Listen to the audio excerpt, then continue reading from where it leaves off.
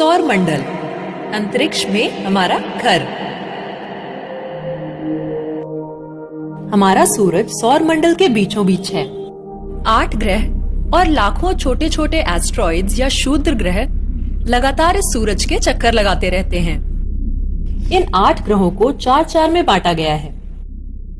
पहले 4 में वो ग्रह हैं जो हमारी पृथ्वी जैसे ही हैं, और वो हैं बुध यानी मरकरी, शुक्र यानी वीनस, पृथ्वी यानी अर्थ, मंगल यानी मार्स, और दूसरे हैं वो 4 ग्रह जो गैस के बड़े बड़े गोले हैं, जैसे बृहस्पति या जुपिटर, शनि या सैटर्न, अरुण या यूरेनस, और वरुण या नेपच्यून।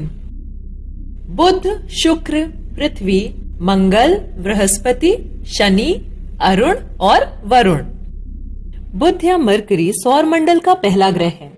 यह सूरज के सबसे ज्यादा पास है। यह सभी ग्रहों में सबसे छोटा और सबसे हल्का है। बुध या मरकरी ग्रह सूर्य का एक चक्कर लगाने के लिए जितना समय लेता है, उससे कहीं ज्यादा समय वो अपनी धुरी पर गोल घूमने के लिए लेता है।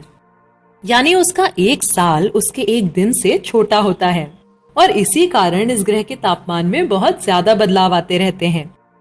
मरकरी का ना तो कोई अपना वातावरण है और ना ही चंद्रमा। अब आते हैं शुक्र या वीनस पर। सूरज से दूसरे नंबर का यह ग्रह सौर मंडल के चमकते चमचमाते ग्रहों में से एक है, और अब तक मनुष्य को जितने भी ग्रहों के बारे में पता है, ये उनमें से सबसे गर्म है। क्या तुम जानते हो कि शुक्र या वीनस पर तापमान कभी 437 डिग्री सेंटीग्रेड से नीचे नहीं आता? यानी रसोई घर में रखने वाला तेल शुक्र पर अपने आप उबलने लगेगा और उसमें से धुआं भी आने लगेगा। क्या सोच सकते हो, 437 डिग्री सेंटीग्रेड, कितना ज्यादा गर्म होगा यह ग्रह। शुक्र के पास भी कोई चंद्रमा नहीं है। अब अगला नंबर है हमारे घर का, यानी हमारी पृथ्वी, जिसे अंग्रेजी में अर्थ कहते हैं। पृथ्वी इकलौता ऐसा ग्रह है जहां का तापमान ऐसा है जो पानी को तरल रूप में रहने देता है, और यही पानी हमारे जीवन का स्रोत बनता है। अब तक जाने गए ग्रहों में केवल पृथ्वी एक ऐसा ग्रह है जहां हमारा जीवन संभव है। पृथ्वी के पास अपना एक चंद्रमा है, जिसे हम सब ने देखा है। मंगल या मार्स सूरज से चौथे नंबर का ग्रह है और सौर मंडल का यह दूसरा सबसे छोटा ग्रह है। मंगल या मार्स इतना छोटा है कि बड़ी मुश्किल से वहां पर वातावरण की एक पतली सी परत पाई जाती है। और जीवन जीने के लिए वातावरण कितना जरूरी है, ये तो तुम सब जानते हो। मंगल की जमीन ढेर सारे ऊबड़ खाबड़ गड्ढों और ऊंचे ऊंचे पहाड़ों से भरी हुई है। मंगल के पास 2 छोटे छोटे चंद्रमा हैं। बृहस्पति या जुपिटर सौर मंडल का सबसे बड़ा और सबसे भारी ग्रह है। यह मुख्यतः हाइड्रोजन और हीलियम से बना है। बृहस्पति के पास 67 चंद्रमा हैं। शनि या सैटर्न सौर मंडल का दूसरा सबसे बड़ा ग्रह है, पर इस बड़े से ग्रह का घनत्व सभी ग्रहों के मुकाबले सबसे कम है। शनि का घनत्व इतना कम है कि अगर तुम एक पानी का टब ले आओ और शनि को उसमें डाल दो, तो अपना शनि लकड़ी की तरह उसमें तैरने लगेगा, लोहे की तरह डूबेगा नहीं। शनि ग्रह अपने बढ़े हुए छल्लों के लिए भी जाना जाता है, जो बड़ी आसानी से दिख सकते हैं। इसके पास 62 चंद्रमा हैं।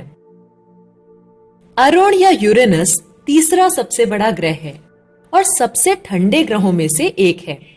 सभी गैस के बड़े गोलों में यह सबसे छोटा है, और यूरेनस की सबसे अनूठी अजूबी बात है इसकी धुरी।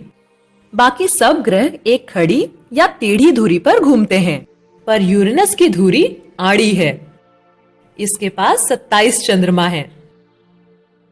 वरुण या नेपच्यून सौर मंडल का सबसे अंतिम ग्रह है, और यह यूरेनस से काफी मिलता जुलता है।